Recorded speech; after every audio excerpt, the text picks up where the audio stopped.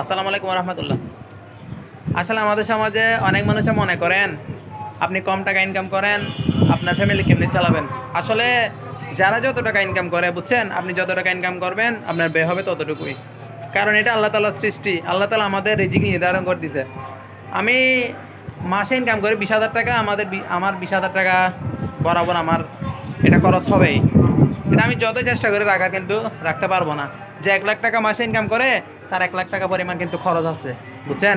এটা আমি যতই বলি এটা হলো আমাদের উপর আল্লাহ নির্ধারণ করে দিয়েছে, বুঝছেন। তো কেউ নিজের পেশা নিয়ে এবং আল্লাহ তাআলার উপরে অসন্তুষ্ট প্রকাশ করবেন না। কারণ আল্লাহ তাআলা আপনার ভালোর জন্যই আপনাকে যেভাবে রাখলে ভালো থাকবেন ওভাবে আল্লাহ তাআলা আপনাকে রাখবে, বুঝছেন। যদি কেউ মনে করেন যে আপনি আল্লাহর কাছে অপ্রিয়, আসলে অপ্রিয় না।